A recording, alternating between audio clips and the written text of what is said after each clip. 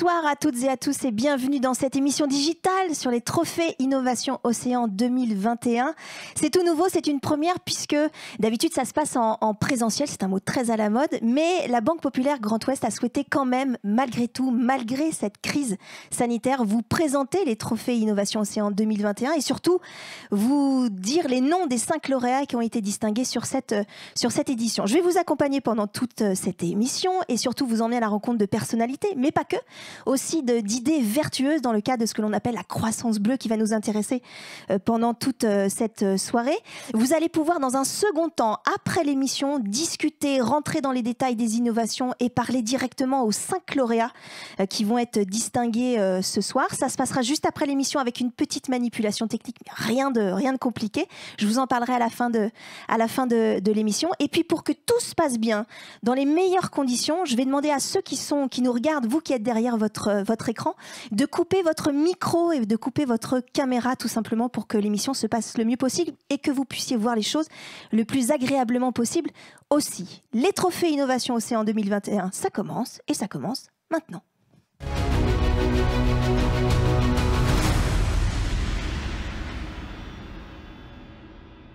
Et ça commence avec 2 personnalités qui sont avec moi. Bonsoir messieurs, je vous présente Bruno Pin. Bonsoir, vous êtes le directeur général adjoint Banque Populaire Grand Ouest et Crédit Maritime Grand Ouest.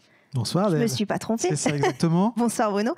Et Philippe Renaudin à ma droite, vous êtes le directeur de la filière maritime et croissance bleue et responsable des fonds d'investissement maritimes. C'est ça. Bonsoir Philippe. Bonsoir Adèle et bonsoir à toutes et à tous. Alors je précise que vous travaillez ensemble.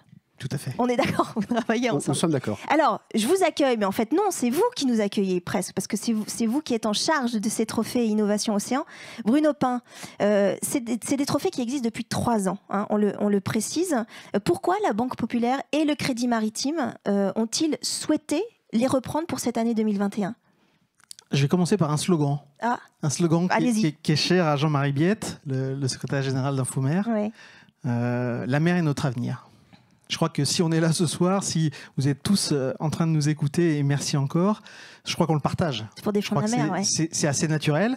L'établissement Banque Populaire Grand Ouest et Crédit Maritime Grand Ouest, les deux, c'est une histoire très longue, très ancienne avec la mer. La Banque Populaire, évidemment, avec la voile.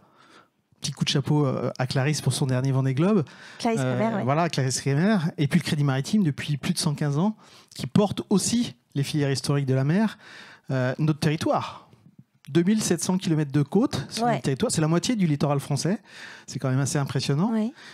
Et puis, nos 2 banques ont été créées par des artisans, par des entrepreneurs qui portent en eux l'audace, l'innovation.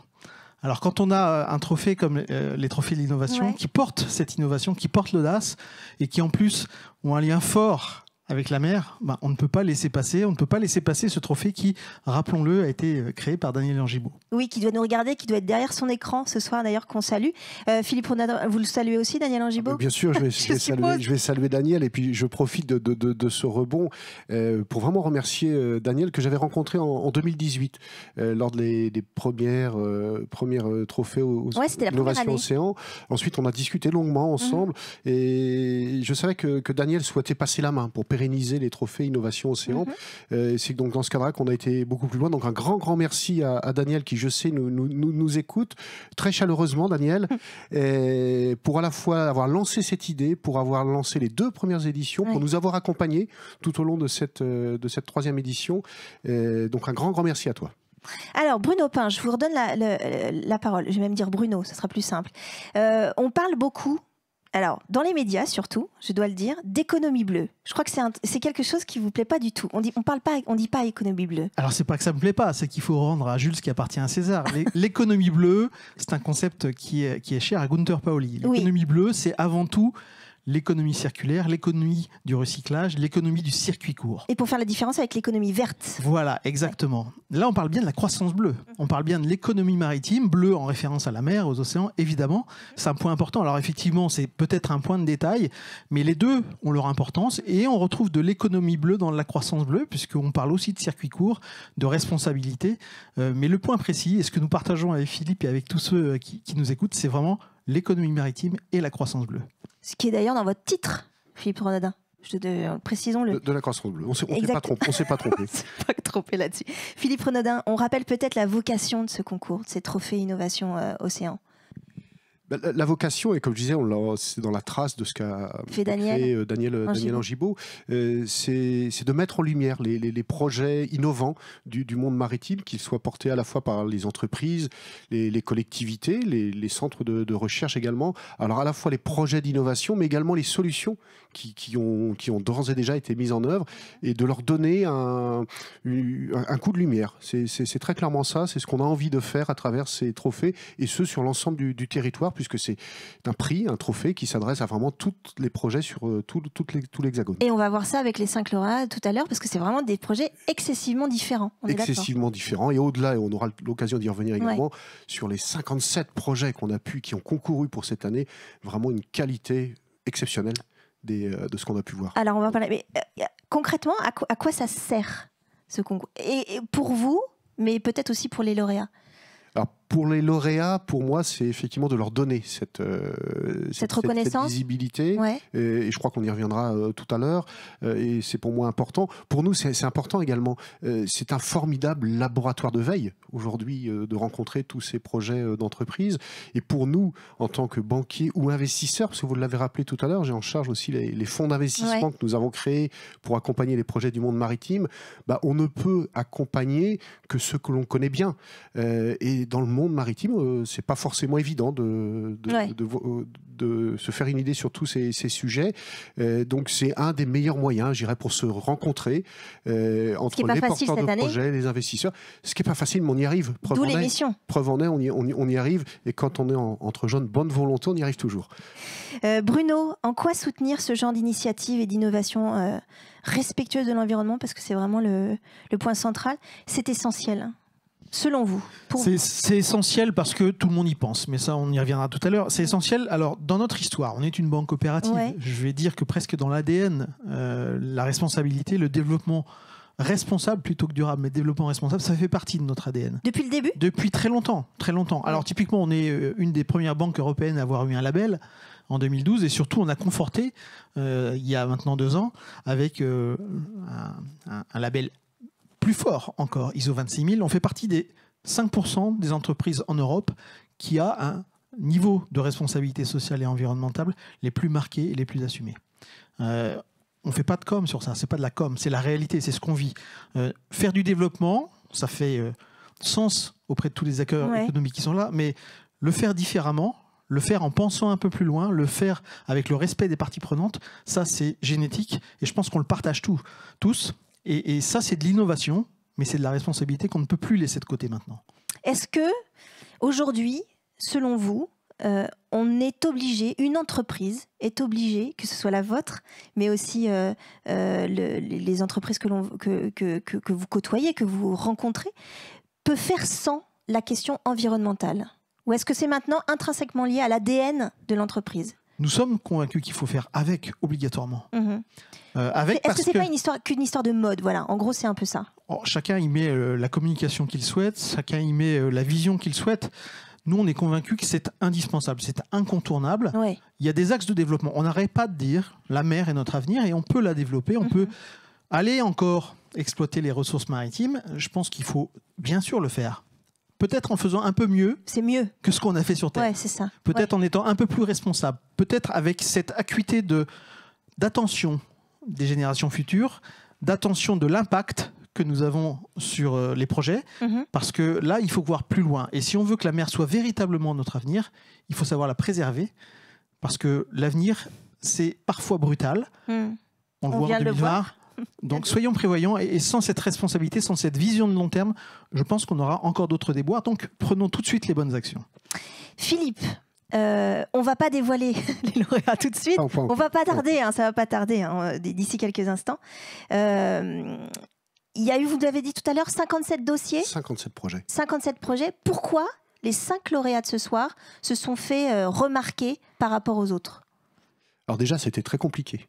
De quoi, de faire le choix? De faire le choix, complètement. Parce que globalement, sur les 57 projets qui nous ont été présentés, pour être complètement transparent, il y en a vraiment 50 qui retenaient l'attention. On a fait une première sélection d'une quinzaine. Au départ, on était 15 dossiers, on a fini à 16. Parce que le 16e, entre 15 et 16, on n'a pas pu se départager.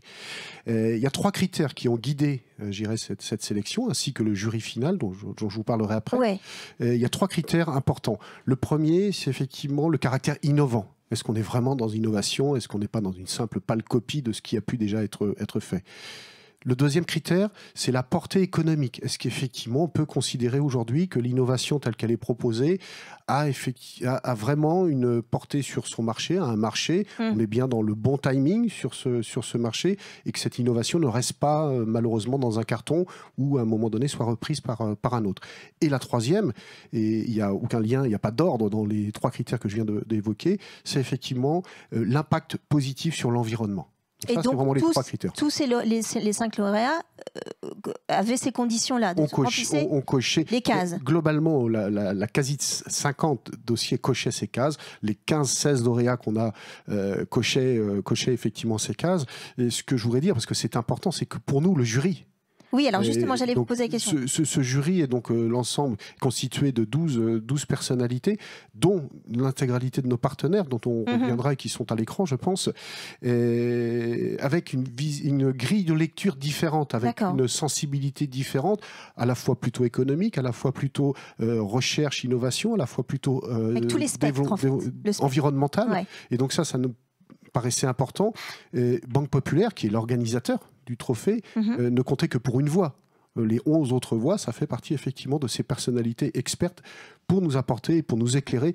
Et globalement, on est arrivé à peu près unanimement sur les 5 lauréats, même si les 6, 7... Il y a eu des discussions? Il y a eu des discussions musclées?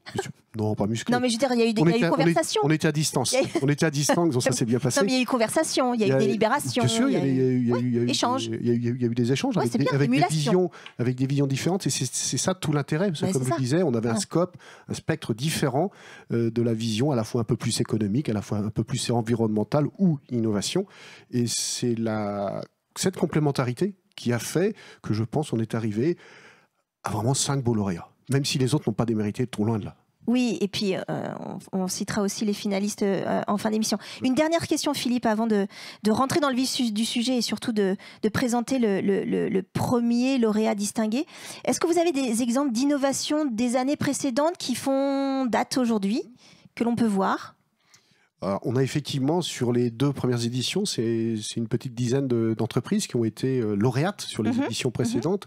Et c'est vrai que globalement, moi j'en ai retenu 3 aujourd'hui qui avancent, qui font parler d'elles, qui vont dans le bon sens.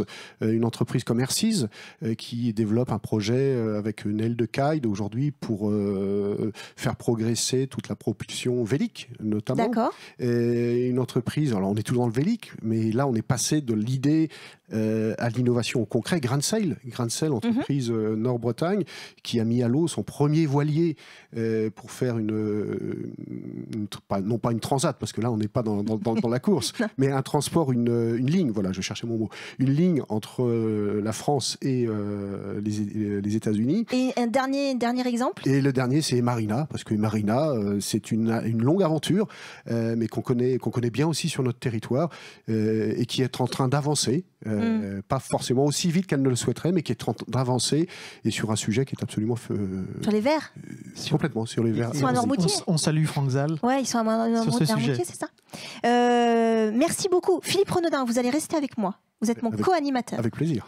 Parce que vous connaissez les lauréats. Bruno Pin, c'est pas que je vous aime pas, mais on se retrouve à la fin de l'émission. Mais évidemment, vous reviendrez à la fin de l'émission, notamment avec un grand témoin qui viendra nous parler tout à l'heure.